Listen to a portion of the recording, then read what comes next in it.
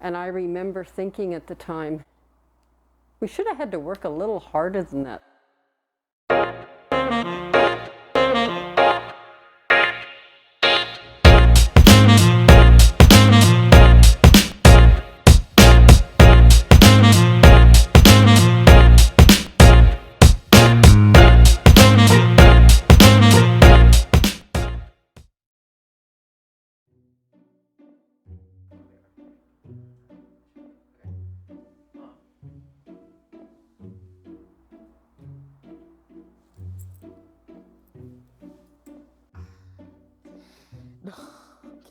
Okay, okay. Hello, my name is Harry Kim. Hello, my name is Irene Hill. It's Mohawk Batra. I am 15 years old. I was born in Seoul, South Korea, right in the capital. I came here when I was 10. I came to Canada when I was 10 on 2014. I was born in Gurgaon, India, and I immigrated to Canada when I was 9 in 2015. I am 68 years old.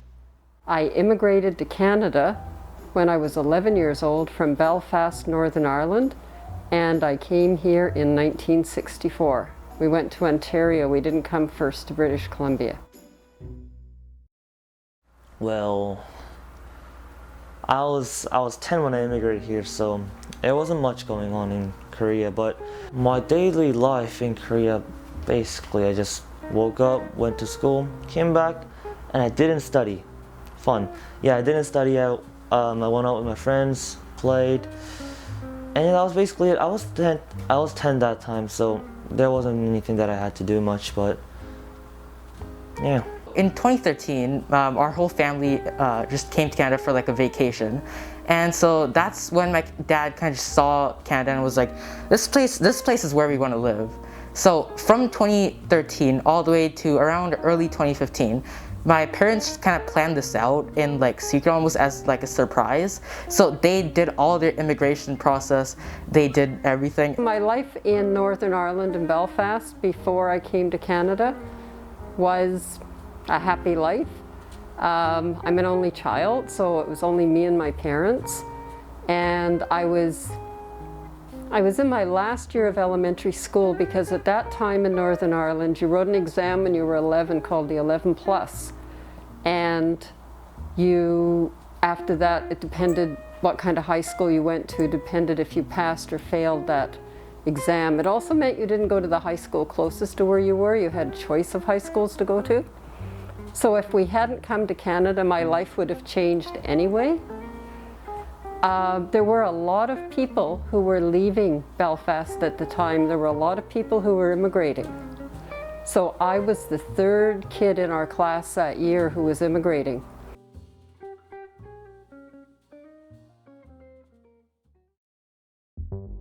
To understand about Canadian immigration, it's of various types. One is economic immigration, wherein aspirants have to prove their language ability,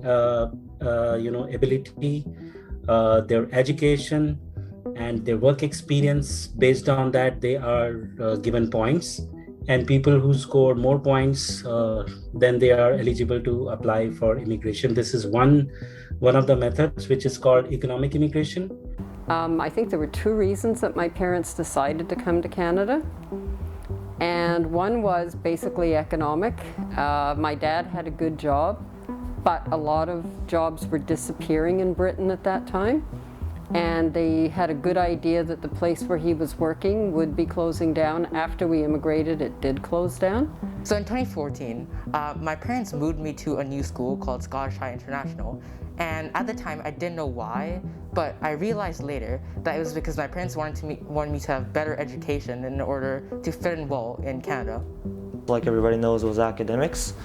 Not the fact that I was necessarily struggling at school, but a lot of competition, and the fact that I can say that everybody's good in Korea, and that no matter how good you are, you're probably gonna end at 9-to-5 day job after you graduate university. So it was very hard to stand out in Korea, but in Canada education system really focuses on the uniqueness and the hobby of their students. So that was one of the reasons why I came here. I really loved my life there because I had a lot of friends actually. I had a lot of friends, a lot of good teachers, and a lot of good. My parents were very amazing, but yeah, the living conditions, and the fact that there was so much competition at schools, it was just very hard for me to get along.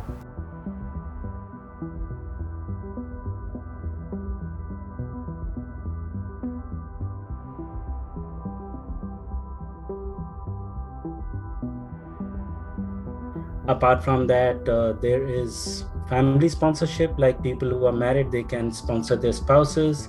People can, sponsor their parents. And there's another immigration also, which is called business immigration, wherein people can invest money in Canadian business and they can immigrate. When we went here to visit, as for like a vacation, we just like saw the place and was like, this is beautiful. This is like an extremely nice place to live, and it would be amazing if we could live here.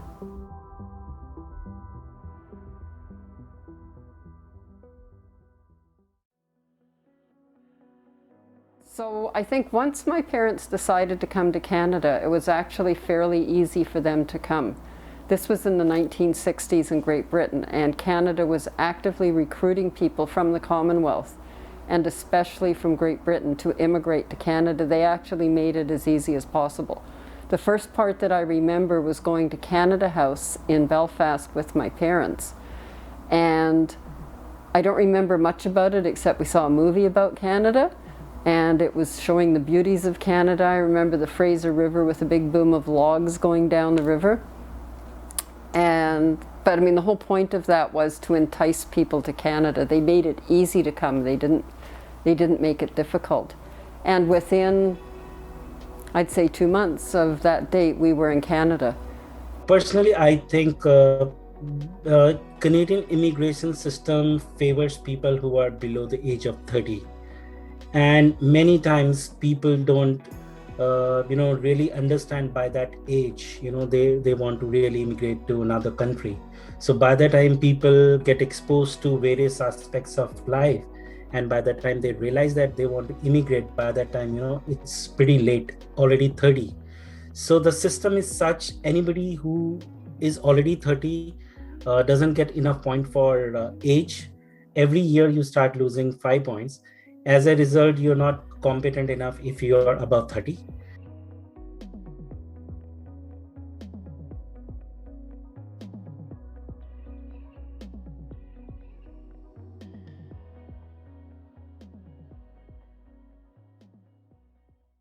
So the whole immigration process wasn't hard, but it was very time consuming. I remember we were packing like all these bags and we were deciding what to take. And so I remember having these like stickers which were supposed to go on my like school booklets and whatnot to identify them. I remember like having a bunch of those and just putting them on everything and just saying going to Canada. And that was the start of when we started moving. So whenever we arrived in Canada, one of the things that I got was a Canadian immigration identification card that I still have today. And it actually still comes in handy because I needed to use it recently to prove my Canadian citizenship status. And because I had that little tiny piece of paper, it still worked. The other thing that we had to do was you had to pass a medical physical before you came to Canada. We all did that, no problem. But you also had to get vaccinated before you came to Canada. And I remember it was a great big circle with masses of needles that went into your arm there. I probably still have the circle on my arm from it. The most important vaccination we got was the smallpox vaccination. And I have the card with proof of my smallpox vaccination. My parents believe very strongly that if you live in a country, you should become a citizen of that country, not just live there. So we didn't do it. I think you had to wait 5 years. It looks like we waited about 7 years by the date. But 7 years after we were in Canada, we became Canadian citizens, and I have my citizenship paper with me now. It was really easy to become citizens in Canada. I remember we went into a room and there was a man on the other side of the desk, and here my parents chatted, and then he held up a sign with like a pledge of allegiance to Canada, and they paid their money and we were Canadian citizens. And I remember thinking at the time, we should have had to work a little harder than that to become Canadian citizens. At first, I didn't think about it much when we were moving to Canada, but as time went on and we started packing our bags and preparing things, I started getting more and more excited because I didn't really know what the experience is going to be like, but I was excited. The first time when we actually decided to go to Canada, my dad came with us. So basically it was our whole family moving into Canada with all our stuff. And turns out my mom actually looks like a criminal in USA. Like there's a very similar person that committed a crime that just looks just like my mom. So, well, we got held back and we had to stay in the airport for about 4 hours. So it was, well, my parents didn't speak very good English. We didn't know, my sister and I didn't speak any English. And the fact that we were held in the airport for 4 hours because my mom looked like a criminal, we were on the verge of crying, honestly.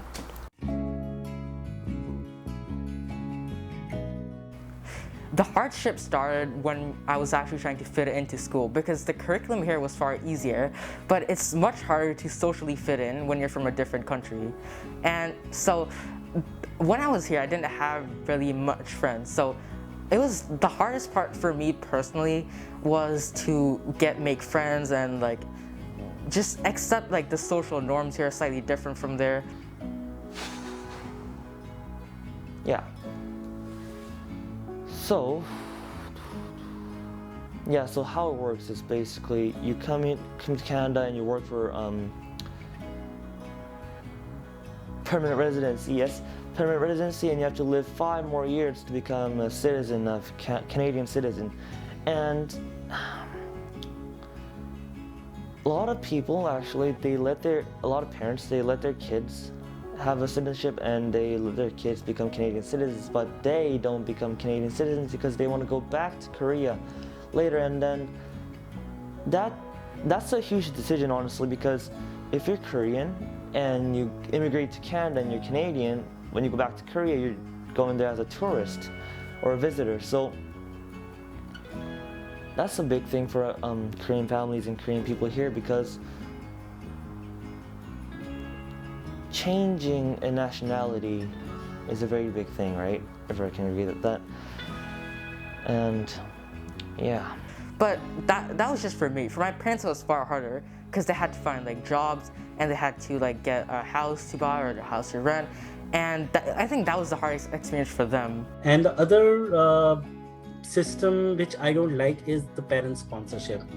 I think people who are either permanent residents or people who become citizens, and if they want to bring in the parents, I think they're paying taxes, they're doing good jobs, I think they should be given a fair chance to bring in their families, their parents. So the system here is such, there is a very limited quota, and last time it was like on first come and first serve basis, and the quota got filled up in just half an hour. So imagine somebody who's looking forward to meeting the parents and want to bring the parents here in the country where the child is living, and you prepared yourself, you have enough income, every resource that is required is available, but just because there are not enough spots and you lose the chance, so it is really bad. I personally know so many people who wanted to bring in their parents and they could not. So that's, I think, needs to be changed.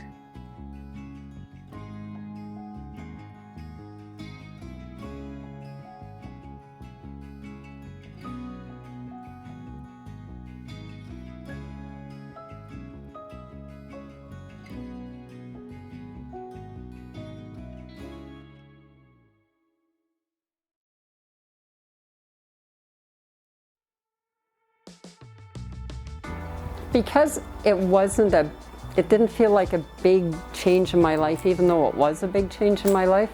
It didn't take me a long time to feel settled in Canada. It took about a year until Canada really felt like home for me. I made friends pretty easily. I enjoyed school, did well in school. Originally, it felt like a place you'd want to vacation and just that. But as I started to form a routine and talk to people and slowly just become a Canadian, it felt more like home to me. I thought Canada was beautiful. Where I lived in Northern Ireland, there were no trees. It was all brick houses and there were gardens and flowers, but no trees. London was known as a forest city. I had a half an hour walk to school and it was all lined with trees. So that first fall, I just felt like I'd died and gone to heaven. It was so beautiful. When you help people and you are able to bring in them to Canada, they feel very happy. You feel, you've done your job. So that's something that keeps you going. That's really a positive thing. You're working hard and you get results, you feel happy.